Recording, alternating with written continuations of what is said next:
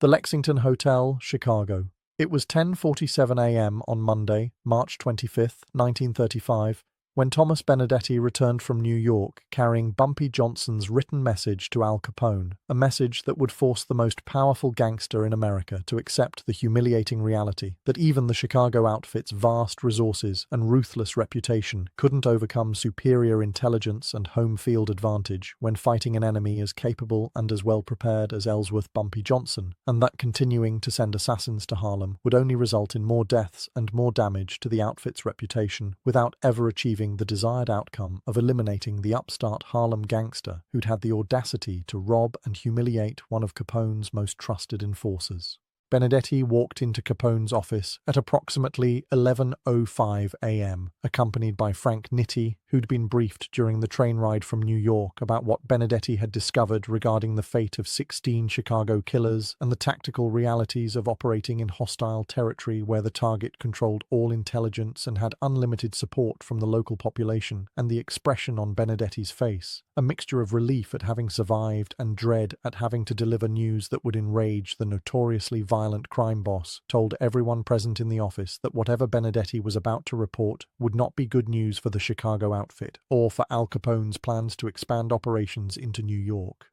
Capone looked up from the newspaper he'd been reading, a newspaper that contained a small article on page 17 about 10 unidentified white men who'd been killed in a shooting at the Cotton Club in Harlem on Thursday evening, a shooting that police were investigating as a gang-related incident, but that had produced no arrests and no useful leads despite 300 witnesses having been present when the violence occurred, and Capone's first question to Benedetti was simple and direct. Where are the other 16 men I sent to kill Bumpy Johnson, and why are you here instead of completing the assignment like you were ordered? Benedetti's response, according to witnesses present during the meeting, was equally direct, though delivered in a voice that barely concealed his fear of how Capone would react to what he was about to explain. Mr. Capone, the other 16 men are dead, killed by Bumpy Johnson's organization over the course of 1 week, and I'm here because Johnson allowed me to survive, so I could deliver this message explaining why continuing to send assassins to Harlem will never succeed. Harlem, New York.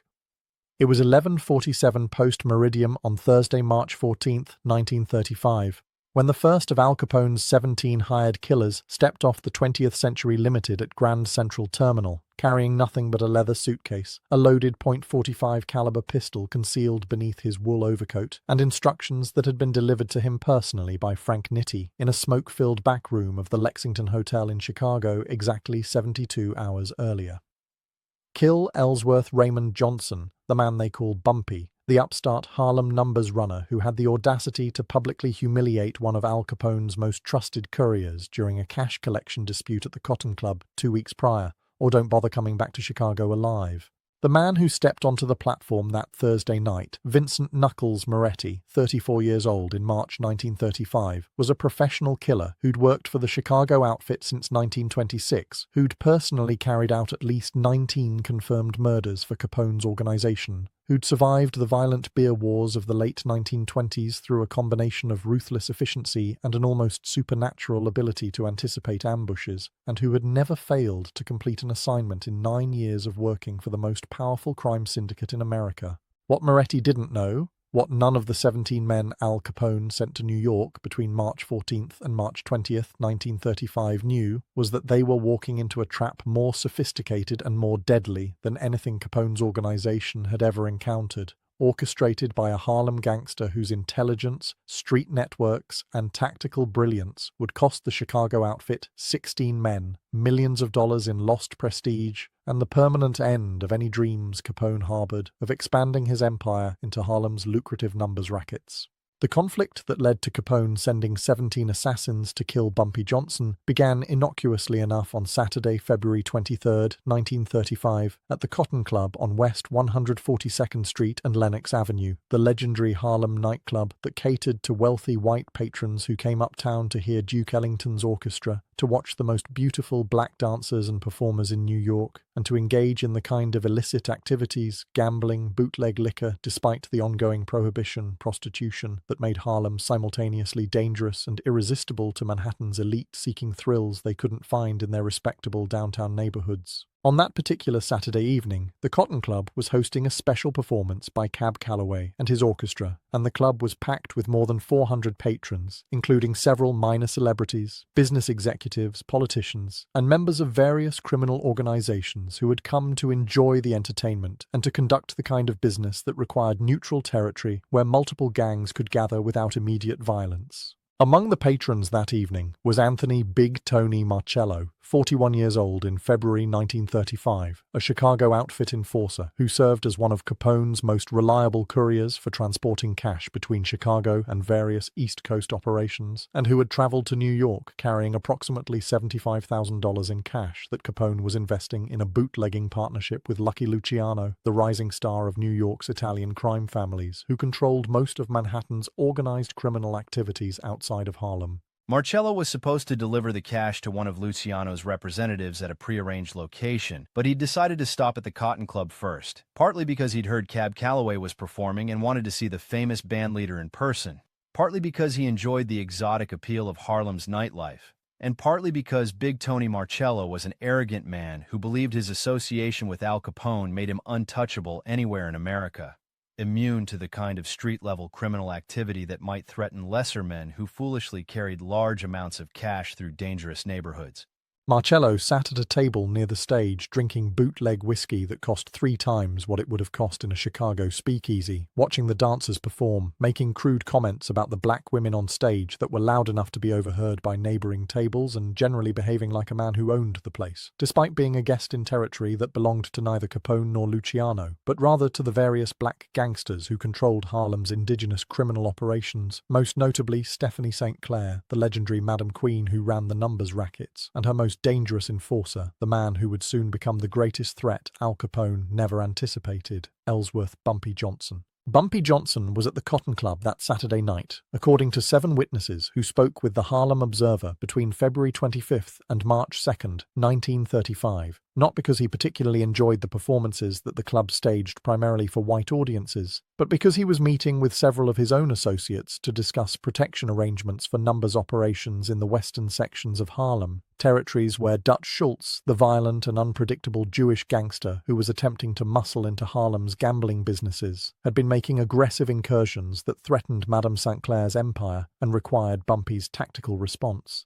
Johnson, 29 years old in February 1935, was already developing the reputation that would eventually make him the most powerful black gangster in American history, a man whose intelligence was matched only by his willingness to use extreme violence when necessary, who had killed at least 12 men by that point in his career, who had survived multiple assassination attempts by Dutch Schultz's organization, and who was fiercely protective of Harlem as territory that belonged to black gangsters and that should not be surrendered to white criminals from downtown Manhattan or Chicago or anywhere else, regardless of how powerful those organizations might be. The confrontation between Marcello and Johnson occurred at approximately 1:15 ante-meridiem on Sunday, February 24, 1935, according to witnesses present in the Cotton Club that night. Marcello, who was drunk by that point, having consumed at least 8 glasses of whiskey over the course of 4 hours, according to estimates from the bartender who served him, decided he wanted to use the men's restroom, which was located near the back of the club, past the tables where Bumpy Johnson and his associates were conducting their meeting.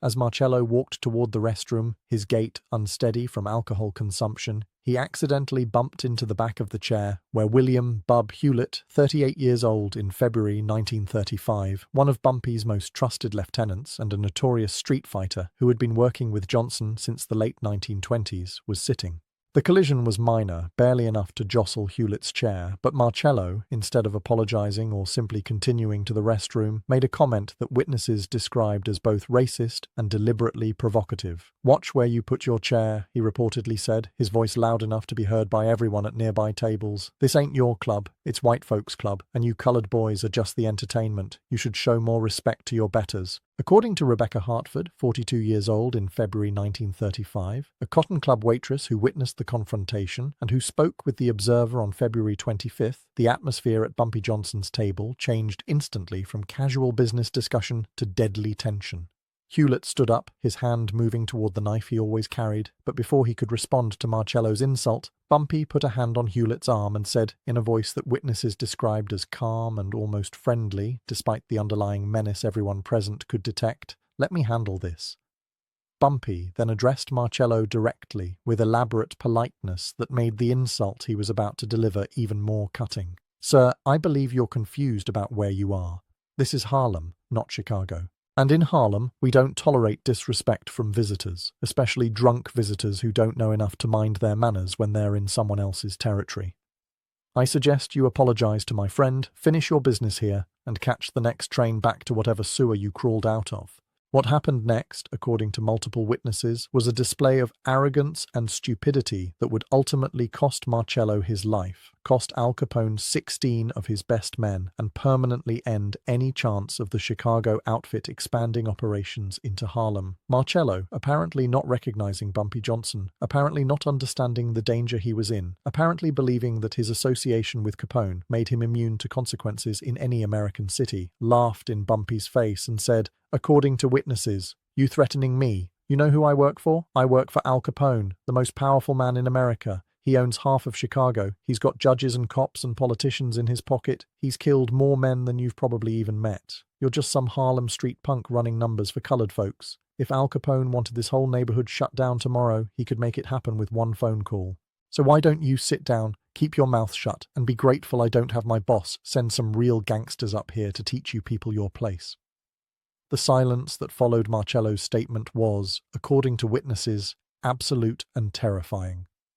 The band continued playing, the dancers continued performing on stage, but at the tables surrounding Bumpy Johnson's position, everyone stopped talking, stopped drinking, stopped moving, waiting to see how Johnson would respond to being threatened, insulted, and publicly disrespected by a Chicago gangster who had just made the catastrophic mistake of invoking Al Capone's name as if it carried weight in territory that Bumpy Johnson considered his to protect. Bumpy stood up slowly, walked around the table until he was standing directly in front of Marcello, close enough that Marcello could smell the cologne Bumpy always wore, close enough that witnesses could see the expression on Bumpy's face, which several people described as a smile that was more frightening than any display of anger could have been, and said in a voice that was conversational and almost gentle, despite the words he was speaking, "Tell you what, since you work for such a powerful man, since Al Capone is so important and so dangerous, I'm going to give you a choice. You can apologize to my friend right now for bumping into his chair and insulting him, and I'll let you leave here with all your fingers and all your teeth. Or you can continue being disrespectful, and I'll take the $75,000 I know you're carrying in that suitcase,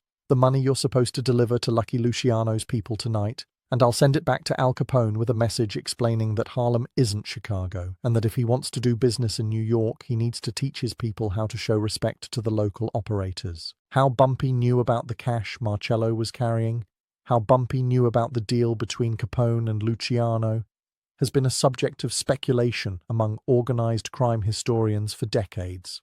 According to Theodore Green, the Harlem attorney who later represented Johnson in various legal matters and who spoke with the Observer on March 18, 1935, Bumpy maintained an intelligence network throughout New York that rivaled anything the police or the federal government had developed. Bumpy had sources in every major hotel, every major nightclub, every train station, every important location where gangsters might gather or conduct business. When Big Tony Marcello checked into the Teresa Hotel on January 22nd, carrying a heavy suitcase and asking questions about how to get to the Cotton Club, Bumpy's network reported it within hours. When Marcello met with one of Luciano's representatives at a restaurant on January 23rd to confirm the delivery schedule, Bumpy's sources overheard the conversation and reported the details. By the time Marcello walked into the Cotton Club on February 23rd, Bumpy already knew who he was, how much money he was carrying, who he worked for, what his business in New York involved, and most importantly, how arrogant and careless Marcello was, which made him an ideal target for the kind of public humiliation that Bumpy used to establish his authority and to send messages to other organizations about the cost of disrespecting Harlem's indigenous gangsters. Marcello, confronted with Bumpy's knowledge about the cash and the deal with Luciano, and confronted with the fact that he was surrounded by Bumpy's associates in a club where he had no backup and no protection, made what witnesses described as an extremely poor decision. He reached inside his coat, apparently intending to draw the pistol he carried in a shoulder holster, apparently believing he could threaten or even shoot Bumpy and escape the situation through violence. He never got the gun clear of the holster. According to witnesses, Bumpy moved with speed that seemed impossible for a man who'd been standing casually just seconds before, grabbed Marcello's wrist before the gun was fully drawn, twisted Marcello's arm behind his back with enough force that witnesses heard bones crack, and simultaneously kicked Marcello's legs out from under him, sending the Chicago enforcer crashing face-first onto the Cotton Club's polished wooden floor. The entire sequence, from Marcello reaching for his gun to Marcello lying on the floor with a broken wrist and a shattered nose, took less than 3 seconds, according to witnesses who watched the confrontation unfold. What happened next, according to multiple witnesses who spoke with the Observer in the days following the incident, was a display of calculated humiliation that demonstrated Bumpy Johnson's understanding that power in the criminal underworld wasn't just about violence, but about perception, reputation, and the willingness to publicly destroy anyone who challenged your authority in ways that other gangsters would hear about and remember. Bumpy ordered his associates to search Marcello, and they removed the pistol, removed the leather suitcase containing the $75,000 in cash, removed Marcello's wallet containing his identification and additional cash, removed even Marcello's expensive watch and diamond ring, leaving the Chicago enforcer lying on the floor with nothing but his clothing and his injuries. Bumpy then addressed the entire Cotton Club, speaking loudly enough that everyone in the venue, patrons, performers, staff, could hear every word he said. "This man," Bumpy announced, pointing at Marcello, who was struggling to sit up despite his broken wrist and bleeding nose, came to Harlem representing Al Capone, representing Chicago, and he thought that meant he could disrespect the people who actually live here, the people who actually run things here, the people who've built these businesses and protected these neighborhoods, while Chicago gangsters were still trying to figure out how to run speakeasies without killing each other every week. He thought Al Capone's name would protect him in Harlem. He was wrong. I'm taking his money, all $75,000 that Capone sent him to deliver to Lucky Luciano, and I'm keeping it as payment for the disrespect he showed to my people, and I'm sending him back to Chicago with a message for Al Capone. Harlem isn't for sale, Harlem isn't part of your empire, and if Al Capone has a problem with that, he's welcome to come to Harlem personally and discuss it with me. Until then, any of Capone's people who come to this neighborhood better show proper respect, or they'll end up like this fool, beaten, robbed, and humiliated in front of 400 witnesses. Bumpy then had his associates drag Marcello out of the Cotton Club and dump him on the sidewalk outside, where he was discovered approximately 20 minutes later by a police officer who called an ambulance to transport him to Harlem Hospital for treatment of his injuries. According to hospital records obtained by the Observer, Marcello was treated for a broken wrist, a fractured nose, 2 broken ribs from where he'd hit the floor, multiple contusions, and what the attending physician described as extreme psychological distress, manifesting as incoherent rambling about revenge and what would happen when his boss found out what had happened to him. Marcello was released from the hospital on February 25th, immediately took a train back to Chicago, and according to sources within the Chicago outfit who spoke with the Observer on condition of anonymity, arrived at the Lexington Hotel on February 26th, looking like he'd been beaten with a baseball bat, still wearing the same clothes he'd been wearing at the Cotton Club because Bumpy's people had stolen everything else, including his suitcase and his money, and carrying a message that he was terrified to deliver but that he knew would result in his death if he tried to conceal it. Al Capone needed to know that a Harlem gangster named Bumpy Johnson had robbed him of $75,000, had publicly humiliated one of his top enforcers, and had sent a message that Chicago had no authority in Harlem and should stay out of New York's black neighborhoods if Capone valued the lives of his men. Wednesday, February 27th, 1935. You're telling me some colored gangster in Harlem took my money and disrespected my organization. Al Capone, 36 years old in February 1935, was already past the peak of his power by that point in his criminal career, though he remained the most feared and most recognized gangster in America, a man whose organization controlled illegal alcohol, gambling, prostitution, and various other criminal enterprises throughout Chicago and the Midwest, a man who'd ordered the deaths of hundreds of rivals during the beer wars of the late 1920s, a man whose name was synonymous with organized crime at a level that made him simultaneously famous and despised, celebrated in some circles and hunted by federal agents who'd finally found a way to prosecute him through tax evasion charges that would ultimately send him to prison in 1932, though in February 1935 he was still nominally in control of the Chicago outfit despite the increasing attention from law enforcement. Capone listened to Marcello's account of what had happened at the Cotton Club with an expression that witnesses later described as frighteningly calm, the kind of calm that anyone who knew Capone recognized as more dangerous than any display of rage. Because when Al Capone was calm in the face of disrespect or betrayal, it meant he was already planning exactly how he would destroy whoever had crossed him. According to Frank Nitti, who was present during the meeting when Marcello reported the Cotton Club incident and who spoke with associates who later provided information to the Observer in March 1935, Capone asked Marcello to repeat the story 3 times, asking specific questions about Bumpy Johnson, about how many men were with him, about whether Marcello had any opportunity to fight back or escape, about the exact words Bumpy had used when sending his message to Capone. When Marcello finished his 3rd recounting of the incident, Capone dismissed him from the office, then turned to Nitti and the other senior members of the Chicago outfit who were present and said, according to multiple sources, this Harlem gangster, this Bumpy Johnson, just made the biggest mistake of his life. Nobody robs Al Capone. Nobody disrespects the Chicago outfit. Nobody sends me messages telling me I don't have authority in any American city. I don't care if he's in Harlem or Timbuktu, I'm going to send a message back that'll make every gangster in America understand what happens when you steal from me. I want Johnson dead. I want him killed in a way that's public and brutal enough that every other upstart criminal in every other city knows better than to even think about crossing Al Capone. The decision to send not one assassin, not a small team, but 17 separate killers to murder Bumpy Johnson was, according to organized crime historians who later studied the incident, both a demonstration of how seriously Capone took the disrespect and a catastrophic miscalculation based on Capone's fundamental misunderstanding of Harlem, of Bumpy Johnson's capabilities, and of the territorial advantages that Johnson possessed in his home neighborhood that would nullify every advantage Capone's organization normally enjoyed through superior numbers and firepower.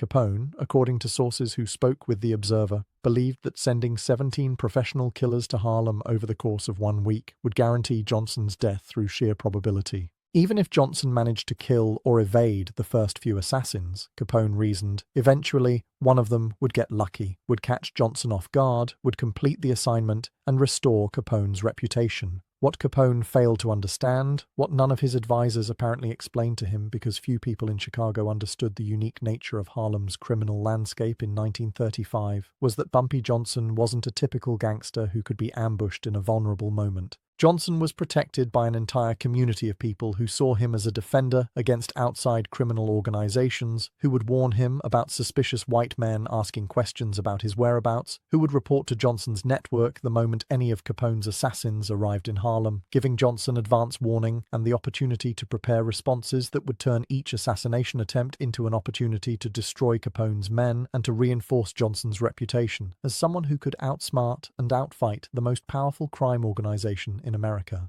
The 17 men Capone selected to kill Bumpy Johnson were, according to Chicago outfit records that later became available to historians, among the most experienced and successful assassins in Capone's organization, men who had collectively killed more than 100 people in the service of Chicago's criminal empire, men who had survived the violent beer wars and the brutal internal conflicts that had characterized organized crime in Chicago throughout the 1920s and early 30s. The men were sent to New York in small groups, arriving on different trains on different days between March 14th and March 20th, 1935, each man traveling under a false name, each man carrying different weapons ranging from pistols to shotguns to knives to even brass knuckles for close-quarters combat, each man having been briefed separately by Frank Nitti about Bumpy Johnson's appearance, known associates, favorite locations, and behavioral patterns that Capone's intelligence network had gathered through sources in New York, though, as events would prove, Capone's intelligence was both outdated and incomplete compared to the real-time information Johnson's own network provided about every movement the Chicago assassins made from the moment they arrived in New York.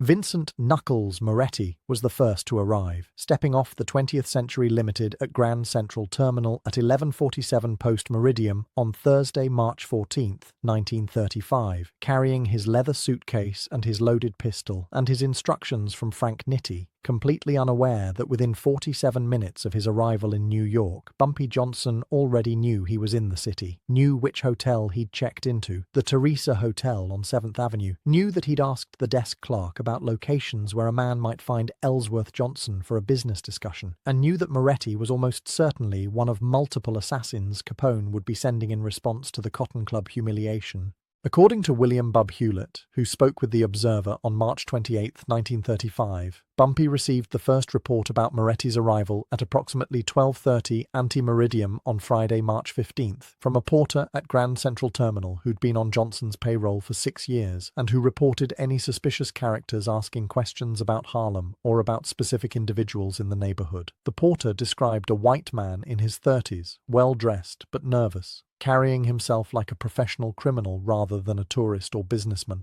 asking about how to get to Harlem and whether the porter knew anything about a man called Bumpy Johnson.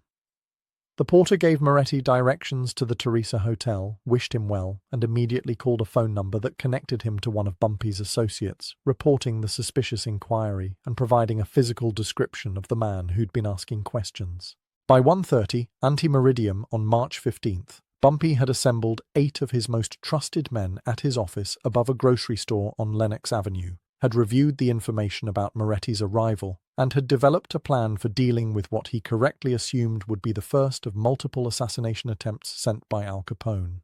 Bumpy's plan, according to associates who were present during the planning session, was brilliant in its simplicity and its psychological impact. Instead of hiding from Capone's assassins, instead of trying to avoid locations where they might find him, Bumpy decided to actively hunt each assassin as they arrived in Harlem, using his superior knowledge of the neighborhood and his extensive network of informants to locate them before they could locate him, and then to kill them in ways that would send clear messages back to Capone about the futility of trying to assassinate someone in their home territory, where every resident, every business owner, every street corner hustler was a potential source of intelligence and early warning. The death of Vincent Moretti occurred at approximately 4:15 ante-meridium on Friday, March 15, 1935, less than 5 hours after he arrived in New York, in an alley behind the Teresa Hotel, where Moretti had been lured by one of Bumpy's associates pretending to be a prostitute offering services. According to witnesses who discovered the body later that morning, Moretti had been shot once in the back of the head at close range, execution style, and had been stripped of all identification, all weapons, and all money, leaving nothing that would help police identify him or connect him to the Chicago outfit or to the broader conflict between Capone and Johnson. The body was discovered at approximately 7:20 ante-meridium by a hotel porter who reported the murder to police, triggering a homicide investigation that went nowhere because nobody in Harlem admitted to knowing anything about who the dead white man was or why he'd been killed in that particular alley.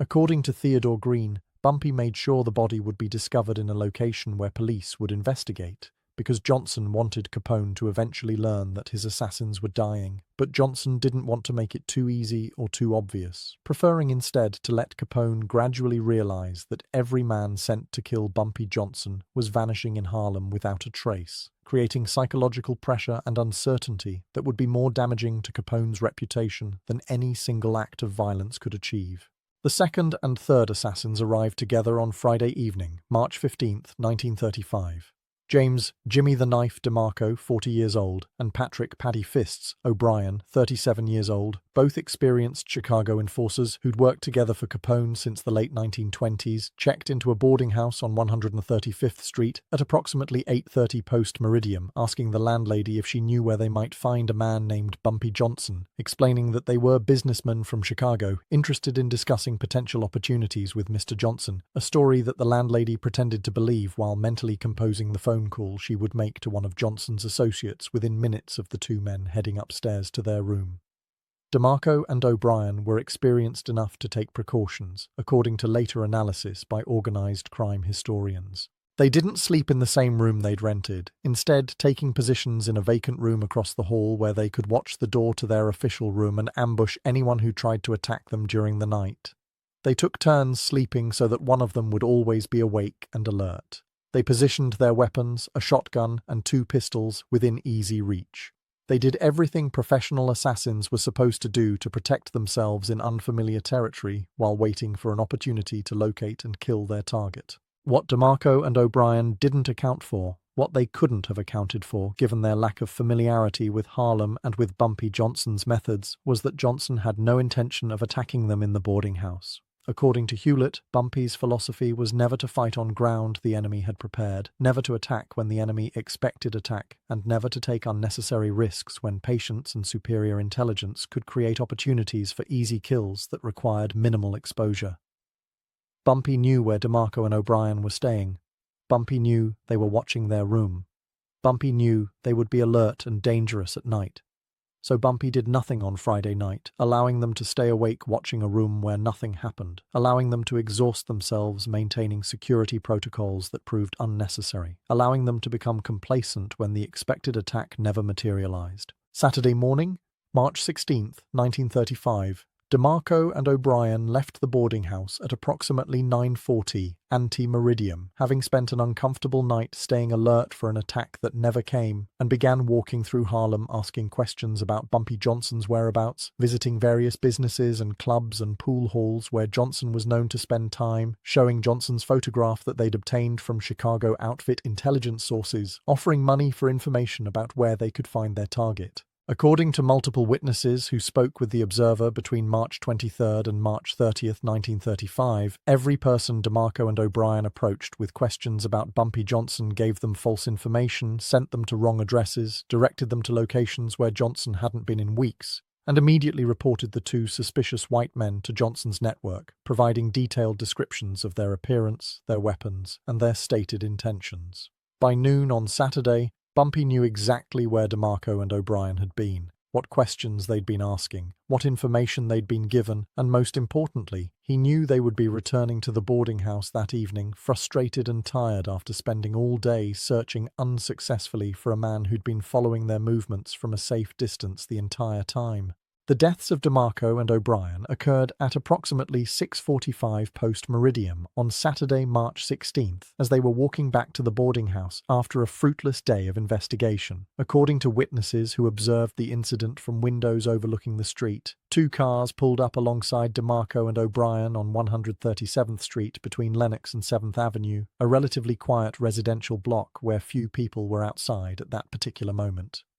Men emerged from both cars, at least 6 men total according to witnesses, armed with shotguns and pistols, and opened fire on DeMarco and O'Brien at close range before the Chicago assassins could draw their own weapons or run for cover. The shooting lasted approximately 15 seconds, during which witnesses estimated that at least 30 shots were fired, leaving both DeMarco and O'Brien dead on the sidewalk, their bodies riddled with bullet wounds, their weapons still holstered, their money and identification taken by Johnson's men, who searched the bodies quickly before getting back into the cars and driving away before police could respond to reports of gunfire. The double murder on 137th Street created a major police investigation, but as with the Moretti killing, nobody in Harlem admitted to seeing anything useful. Nobody could identify the shooters, nobody wanted to cooperate with police investigating the deaths of 2 white men who'd been walking around the neighborhood all day, asking questions that made it obvious they were criminals from out of town looking for someone to kill. The police investigation stalled within days,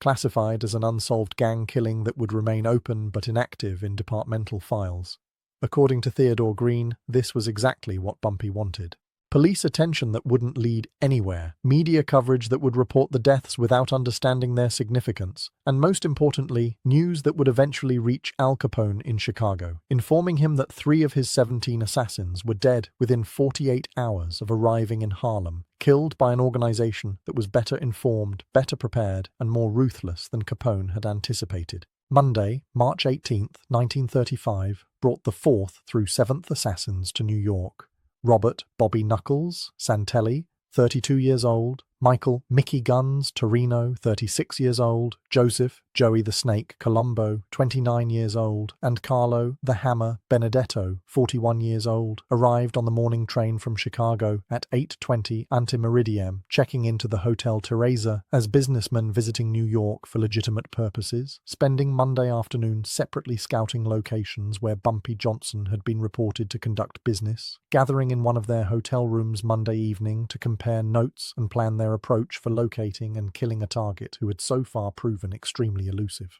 According to sources within the Chicago outfit who later provided information to organized crime historians, these four men represented some of Capone's most capable operatives, experienced killers who'd survived years of gang warfare through a combination of caution, violence, and tactical intelligence that had kept them alive when dozens of their contemporaries had been killed by rivals or arrested by police. What Santelli, Torino, Colombo, and Benedetto discovered during their Monday reconnaissance was deeply troubling, according to accounts they sent back to Chicago via telegram Monday evening.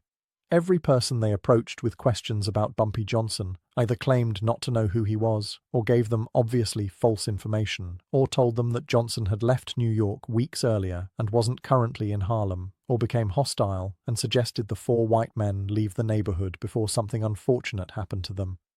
More disturbing, according to the telegrams, was the sense that they were being watched constantly, that people on the street were paying attention to their movements. That information about their presence in Harlem was spreading faster than they could move through different locations, and that the man they were supposed to kill almost certainly knew they were looking for him and was preparing some kind of response. The telegrams requested guidance from Frank Nitti about whether they should continue the mission given the hostile intelligence environment, or whether they should return to Chicago and report that Harlem was more difficult territory than the outfit had anticipated. Nitti's response, according to Chicago outfit records, was uncompromising. Complete the mission regardless of difficulties. Kill Bumpy Johnson. Do not return to Chicago until the target is dead. Al Capone's reputation depends on eliminating this threat and demonstrating that nobody who steals from the outfit or disrespects our organization survives the consequences.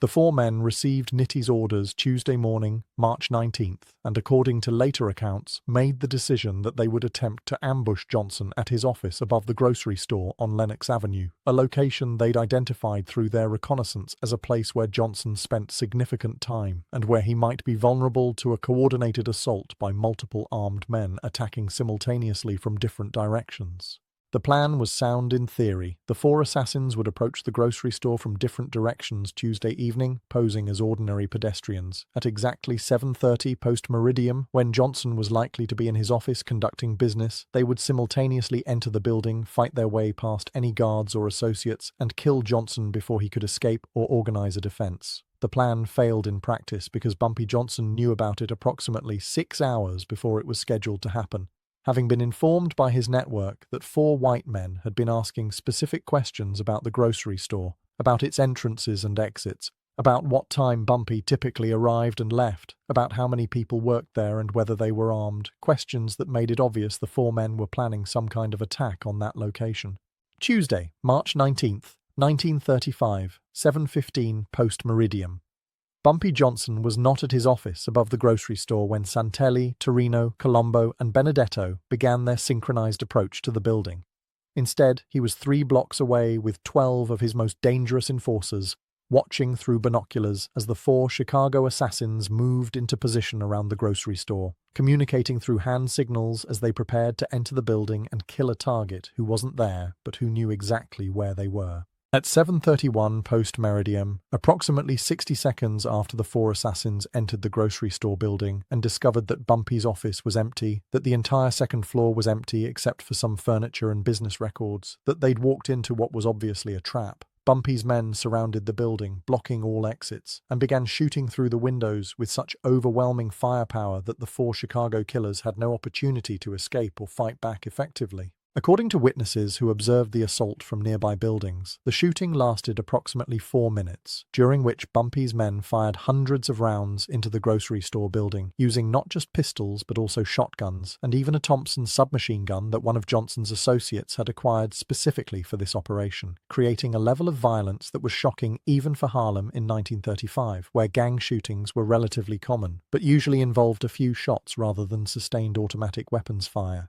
When the shooting stopped, Bumpy's men entered the building and found all 4 Chicago assassins dead, their bodies torn apart by the massive amount of gunfire that had struck them, their weapons barely used because they'd had almost no opportunity to return fire against attackers who'd positioned themselves outside the building and who'd maintained such overwhelming volume of fire that the 4 men inside had been forced to stay behind cover trying to survive rather than attempting any offensive response. The grocery store shooting created enormous police attention, with homicide detectives spending days investigating what appeared to be a massacre, trying to identify the 4 dead white men, trying to understand why they'd been in that building, trying to locate witnesses willing to testify about who had carried out the attack. As with the previous killings, the investigation produced no useful results. The 4 bodies remained unidentified for weeks because Bumpy's men had removed all identification and personal effects before police arrived. No witnesses admitted to seeing the actual shooting, despite the fact that it occurred on a busy commercial street where dozens of people were present. The weapons used in the attack vanished into Harlem's underground networks, never to be recovered by authorities. The police investigation eventually concluded that the 4 unidentified men had been involved in some kind of criminal enterprise that led to their execution by unknown assailants, a conclusion that was accurate but completely unhelpful for actually solving the murders or identifying who was responsible. By Wednesday, March 20th, 1935, 7 of Al Capone's 17 assassins were dead, killed within 6 days of arriving in Harlem by an organization that had demonstrated both superior intelligence capabilities and the tactical sophistication to turn every assassination attempt into an opportunity to kill the would-be killers. According to sources in Chicago who later spoke with the Observer, Frank Nitti began receiving fragmentary reports Wednesday morning about men who'd been sent to kill Bumpy Johnson but who'd stopped communicating, about telegrams that were no longer being answered, about concerns from the remaining assassins who were in New York but who were reporting that the situation in Harlem was far more dangerous than they'd been led to believe. Nitti apparently attempted to keep information about the failures from reaching Capone immediately, hoping that some of the remaining 10 assassins would manage to complete the mission and restore the outfit's reputation before Capone learned how badly the operation was failing. The remaining 10 assassins were in New York by Wednesday evening, having arrived in smaller groups throughout the week, and Nitti sent urgent communications Wednesday night instructing them to coordinate their efforts, to work together as a unified team rather than as individual operators, to use their combined strength and experience to locate and kill Bumpy Johnson before the situation deteriorated further. The 10 men, according to later accounts, met at a warehouse on the Lower East Side that was controlled by associates of Lucky Luciano, who were sympathetic to the Chicago outfit's desire to eliminate Johnson, despite the fact that Luciano himself had reached an accommodation with Johnson after Dutch Schultz's death and preferred to maintain stable relationships with Harlem's indigenous criminal operators rather than starting new wars. The 10 remaining assassins were, according to Chicago outfit records, Antonio "Tony the Blade" Ricci, 38 years old, an expert with knives who'd killed at least 15 men in close-quarters combat; Charles "Charlie" Boxcar Morgan, 42 years old, a former railroad worker who'd become one of Capone's most reliable enforcers for dealing with labor disputes; Giovanni "Johnny the Hammer" Rossini, 33 years old, a brutal killer known for using hammers and blunt instruments to beat victims to death; Marco the Mauler Bellini, 39 years old, a massive man who stood 6 feet 4 inches tall and weighed over 260 pounds, skilled in bare-handed fighting and known for crushing opponents with his physical strength; Salvatore Sally Gunshots Romano, 31 years old, an expert marksman who'd killed at least a dozen men with precise long-distance rifle shots; Edward Eddie the Torch Gallagher, 35 years old, an arson specialist, who'd burned down buildings and killed people by trapping them in structures he'd set ablaze; Francis Frankie Bones Morello, 40 years old, a sadistic torturer who enjoyed inflicting pain and who'd been involved in numerous kidnappings and executions; Leonard Lenny the Ape Caruso, 37 years old, another physically imposing enforcer known for extreme brutality; Vincent Vinny Deadeye Scarpetti, 34 years old, a calm and methodical killer who approached murder as a professional craft requiring precision and planning; and Albert Albie the Rat DeLuca, 29 years old, the youngest of the group but also one of the most vicious, having killed his first man at age 17 and having murdered at least 20 people by age 29. These 10 men represented, according to organized crime historians, approximately 1% of the Chicago outfit's total enforcement capacity, but a much higher percentage of its most experienced and dangerous killers, men who'd survived years of gang warfare during Chicago's most violent period, men who Capone believed could accomplish together what 7 individual assassins or small groups had failed to accomplish separately. The plan the 10 men developed Wednesday night was to ambush Bumpy Johnson at the Cotton Club on Thursday evening, March 21st, using information that Johnson frequently visited the club on Thursday nights to collect protection payments and to meet with various associates. The 10 assassins would position themselves throughout the Cotton Club, pretending to be ordinary patrons enjoying the entertainment, and would wait for Johnson to arrive. Once Johnson was inside and distracted by whatever business he was conducting, the 10 men would simultaneously draw their weapons and kill Johnson, along with anyone who tried to protect him, overwhelming any resistance through sheer firepower and numbers. What the 10 Chicago assassins didn't know, what they couldn't have known because the information was kept secret until years later, was that Bumpy Johnson's network had penetrated the warehouse meeting on Wednesday night through an informant who was present during the planning session, who listened to the entire strategy discussion, and who reported every detail to Johnson within 2 hours of the meeting concluding. By Thursday morning, March 21st, Bumpy knew that 10 assassins were planning to attack him at the Cotton Club that evening, knew what time they would arrive, knew that they planned to position themselves throughout the venue, and knew that they intended to kill him through overwhelming firepower. Armed with this information, Johnson developed what associates later described as the most audacious and psychologically devastating response of the entire conflict with the Chicago outfit. Thursday, March 21st, 1935, 8:45 post-meridium. The Cotton Club was crowded with approximately 300 patrons enjoying performances by Duke Ellington's orchestra, completely unaware that 10 Chicago assassins were scattered throughout the venue, sitting at different tables, standing at the bar, positioned near exits, all watching the entrance and waiting for Bumpy Johnson to arrive so they could kill him in the most public and violent display possible. At 8:53 post-meridium, the lights in the Cotton Club suddenly went dark, plunging the venue into complete blackness, cutting off Duke Ellington's performance mid-song, triggering confusion and alarm among patrons who couldn't understand what had happened to the electricity.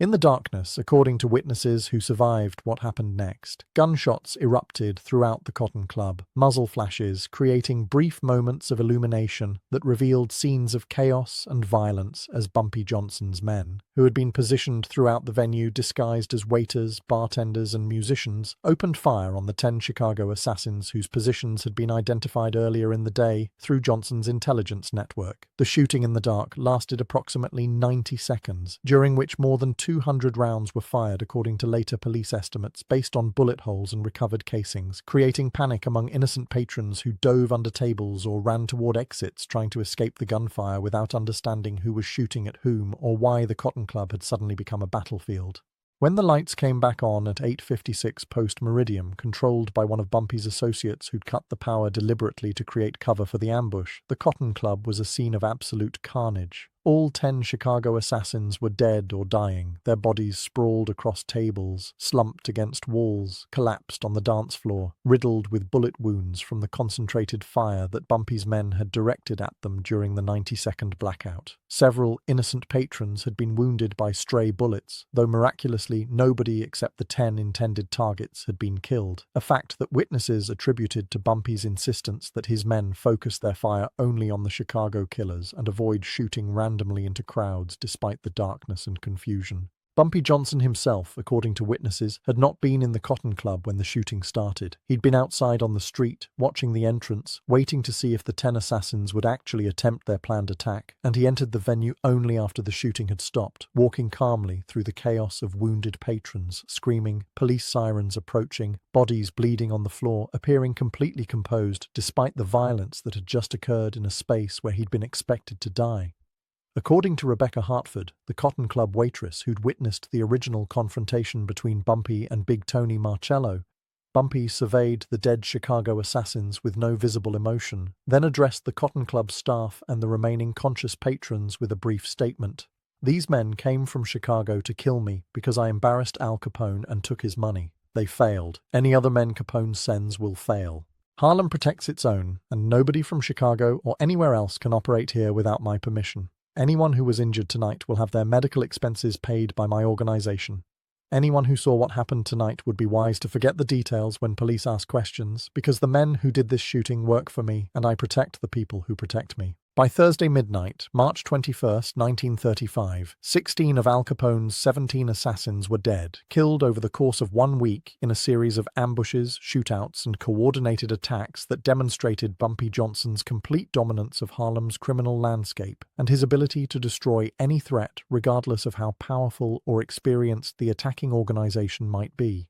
The 17th assassin, according to accounts that emerged later, never attempted to kill Bumpy Johnson at all, having witnessed enough of what happened to his colleagues to understand that the mission was impossible and that returning to Chicago alive was more important than dying for Al Capone's wounded pride. The 17th assassin was Tommy Careful Benedetti, 39 years old in March 1935, a Chicago outfit enforcer whose nickname derived from his reputation for cautious planning and his refusal to take unnecessary risks, traits that had kept him alive through years of gang warfare that had killed many of his less careful associates. Benedetti arrived in New York on Tuesday, March 19th, checked into a hotel in Midtown Manhattan rather than Harlem, and spent several days observing the neighborhood from a safe distance, trying to gather information about Bumpy Johnson's whereabouts and routines without exposing himself to the kind of detection that had gotten his colleagues killed. What Benedetti observed during his reconnaissance convinced him that the mission was suicidal, that Bumpy Johnson controlled Harlem so completely that any assassination attempt would be detected and neutralized before it could succeed, and that returning to Chicago and reporting this reality to Al Capone was preferable to dying uselessly in New York.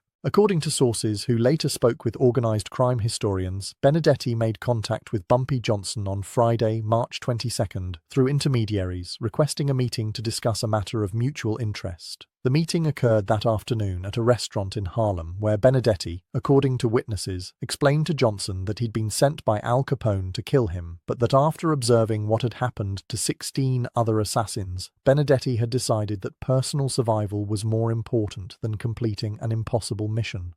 Benedetti proposed a deal. He would return to Chicago and deliver a message to Capone personally. A message directly from Bumpy Johnson, explaining the situation and clarifying the terms under which Capone should consider the matter settled. In exchange, Johnson would allow Benedetti to leave New York alive and would provide information that Benedetti could use to explain to Capone why 16 professional killers had failed to complete their assignment. Bumpy Johnson, according to Theodore Green, who was present during the meeting, agreed to Benedetti's proposal, recognizing that having a survivor return to Chicago to deliver a personal message would be more effective at deterring future attacks than simply killing all 17 assassins and leaving Capone to wonder what had happened to them. The message Johnson sent through Benedetti was, according to multiple sources, carefully crafted to be both diplomatic and threatening, acknowledging Capone's power while making clear that power didn't extend to Harlem and that any future attempts to challenge Johnson's authority in his home territory would result in the same outcome that had just cost the Chicago outfit 16 experienced men. The message, as recorded by associates who heard Johnson dictate it, read as follows: Mr. Capone, I respect your organization and your reputation. Chicago belongs to you, and I would never presume to challenge your authority in your territory. But Harlem belongs to me. When your man Tony Marcello came to the Cotton Club and disrespected my people, I responded the way any man would respond to protect his reputation and his authority. I took the money he was carrying because disrespect has costs, and I sent him back to you with a message that apparently wasn't clear enough. You responded by sending 17 men to kill me. 16 of them are dead now, killed by my organization in my neighborhood where I have advantages you can't overcome no matter how many men you send. The 17th man, Thomas Benedetti, is alive only because he was smart enough to realize the mission was impossible and because I'm allowing him to return to Chicago to deliver this message personally. Consider this matter settled. I keep the $75,000. You accept that Harlem is my territory, not yours, and that I won't tolerate Chicago operators conducting business here without my permission. If you accept these terms, there will be no further conflict between our organizations. If you send more men to kill me, they will die, just like the first 16 died, and eventually you'll run out of men before I run out of ammunition and home field advantage. Choose wisely, Mr. Capone. Harlem isn't Chicago, and I'm not someone you can intimidate or eliminate through violence. Sincerely, Ellsworth Bumpy Johnson. Thomas Benedetti left New York on Sunday, March 24,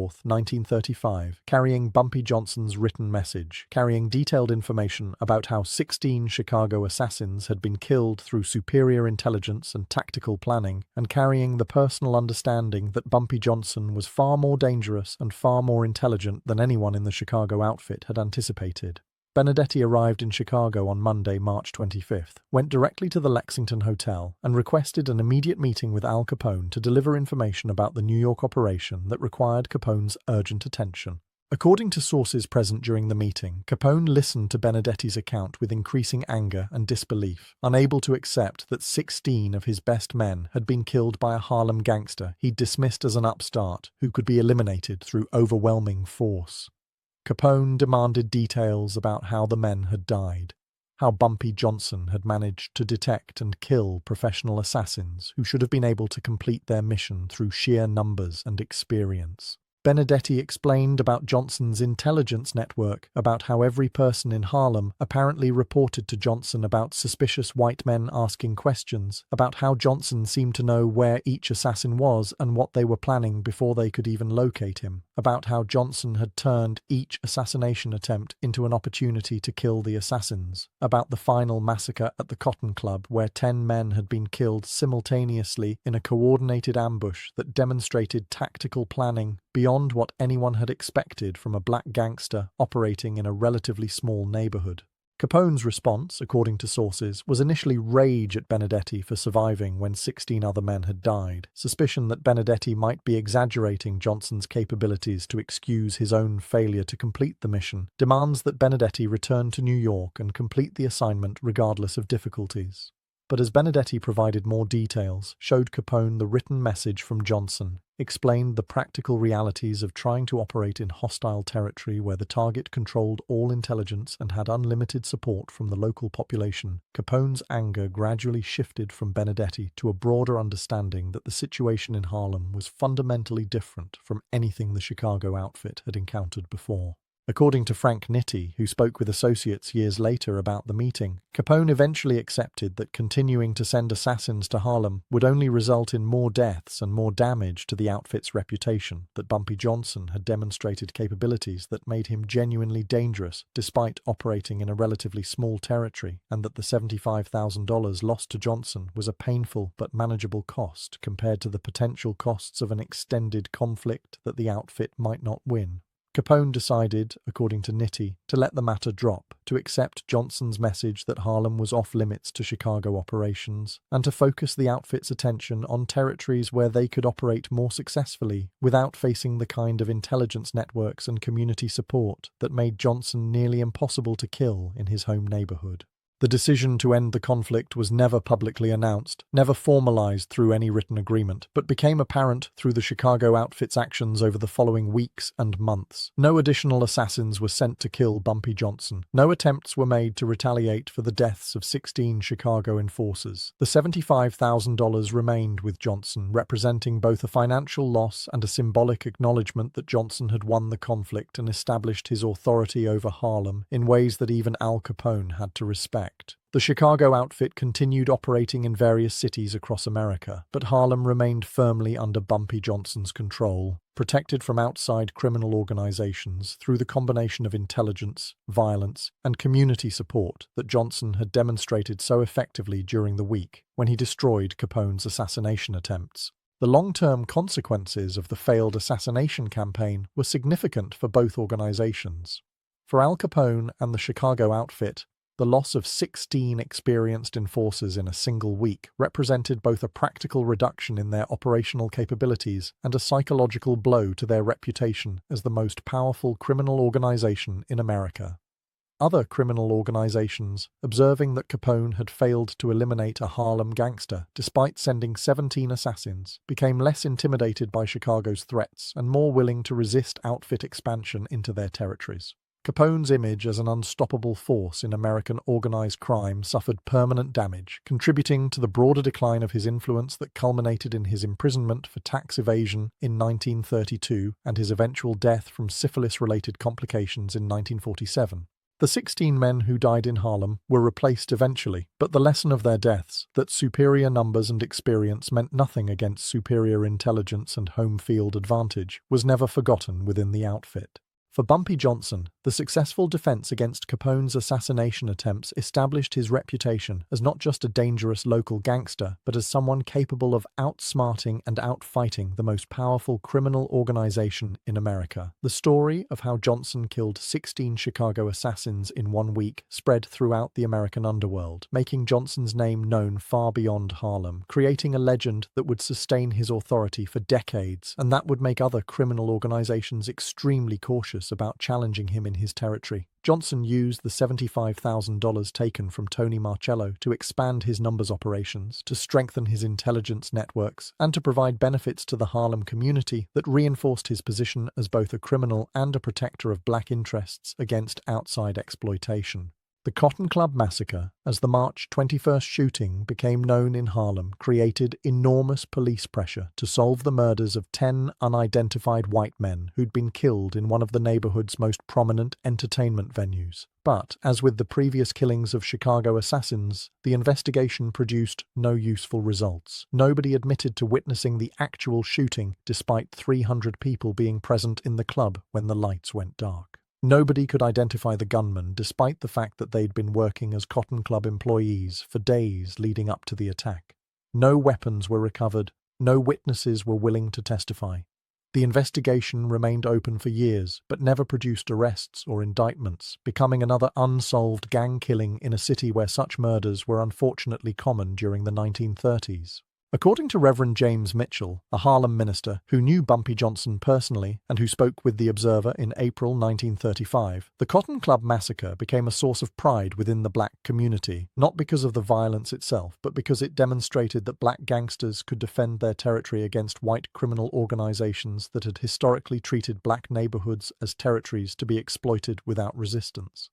The fact that Bumpy had outsmarted Al Capone, had killed 16 Chicago enforcers, had sent a clear message that Harlem wasn't for sale, resonated with people who'd spent their lives being told that white power was absolute and unchallengeable. Bumpy became a folk hero, the man who stood up to Al Capone and won, the man who proved that intelligence and local knowledge could overcome superior resources when the fight was on home ground. Margaret Holbrook, the social observer who'd witnessed the original Cotton Club confrontation between Bumpy and Tony Marcello, offered a different perspective when interviewed by The Observer on April 3, 1935. The fact that Bumpy Johnson could kill 16 men in 1 week, could orchestrate the Cotton Club Massacre, could outsmart the Chicago outfit so completely, demonstrates both his brilliance and the fundamental lawlessness that characterized Harlem in the 1930s. The police couldn't protect anyone from organized crime. The federal government wasn't interested in protecting black neighborhoods from white criminals. So people like Bumpy filled the vacuum, protecting their communities through violence that was horrifying but arguably necessary given the alternatives.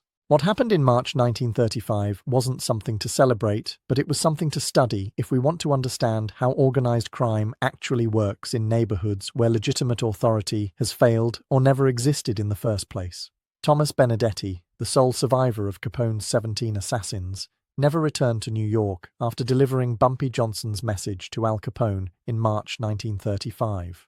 According to Chicago outfit records, Benedetti continued working for the organization until his death in 1942 during an unrelated gang conflict, and he reportedly told associates that his decision to negotiate with Bumpy Johnson, rather than attempting to kill him, was the smartest choice he ever made, because Johnson would certainly have killed him just as efficiently as Johnson had killed the other 16 men if Benedetti had been foolish enough to try completing the impossible mission. The final accounting of the conflict between Al Capone and Bumpy Johnson, as recorded by organized crime historians who later studied the incident, was devastatingly one-sided. Chicago sent 17 assassins to Harlem. 16 were killed within 1 week. One survived only by negotiating surrender. Chicago lost $75,000 that was never recovered. Chicago's reputation as an unstoppable criminal organization was permanently damaged. Harlem remained under Bumpy Johnson's control without interruption.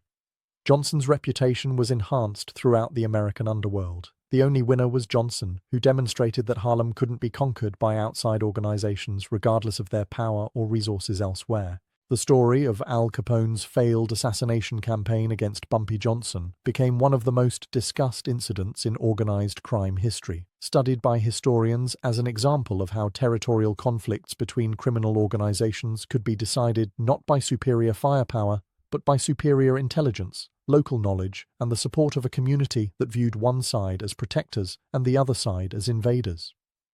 The story was told and retold in Harlem for decades, becoming part of the neighborhood's collective memory about the time when their champion defeated America's most famous gangster, when Bumpy Johnson proved that black gangsters could compete with white crime syndicates on equal terms and win decisively when fighting on ground they controlled. Bumpy Johnson never publicly discussed the details of how he killed 16 Chicago assassins in March 1935. When contacted by The Observer requesting comment for this story, Johnson declined through his attorney Theodore Green, who issued a written statement on March 30, 1935. Mr. Johnson has no knowledge of any conflict with Chicago criminal organizations. Mr. Johnson is a Harlem businessman who focuses on legitimate enterprises and who has no involvement in violence or illegal activities. If criminals from Chicago or elsewhere have experienced difficulties while visiting New York, Mr. Johnson suggests they discuss their problems with appropriate law enforcement authorities rather than making unfounded allegations against respected members of the Harlem community. Mr. Johnson supports peaceful resolution of all conflicts and believes that people from different cities should treat each other with mutual respect when conducting business in unfamiliar territories. But among Johnson's associates, friends, and the broader Harlem community, there was no ambiguity about what had happened or why it mattered. Al Capone sent 17 killers to murder Bumpy Johnson in March 1935. 16 died within 1 week, killed by an organization that was smarter, better informed, and more ruthless than Capone had anticipated. One survivor returned to Chicago carrying Bumpy's message that Harlem wasn't for sale and wasn't part of any criminal empire except the one that Harlem's own gangsters had built through decades of fighting for control of their neighborhood. The message was received, understood, and never challenged again by the Chicago outfit or by any other outside organization that considered trying to operate in Harlem without Bumpy Johnson's permission. The Cotton Club reopened 2 weeks after the massacre, after extensive repairs to bullet damage and after the management implemented new security procedures designed to prevent similar incidents. Duke Ellington returned to perform, the dancers returned to the stage, the wealthy white patrons returned to enjoy Harlem's exotic entertainment, and the club continued operating successfully until it closed in 1940. But everyone who worked at the Cotton Club, everyone who performed there, everyone who patronized the venue after March 21, 1935, understood that the club existed only because Bumpy Johnson allowed it to exist, that Harlem's entertainment industry operated under Johnson's protection, and that anyone who threatened that arrangement would face the same fate as the 16 Chicago assassins whose bodies had been carried out of the Cotton Club that Thursday night, when the lights came back on and revealed the price of challenging Bumpy Johnson in his home territory. The lesson Al Capone learned, the lesson that Thomas Benedetti carried back to Chicago in March 1935, the lesson that spread throughout American organized crime in the months and years following the failed assassination campaign, was simple and absolute.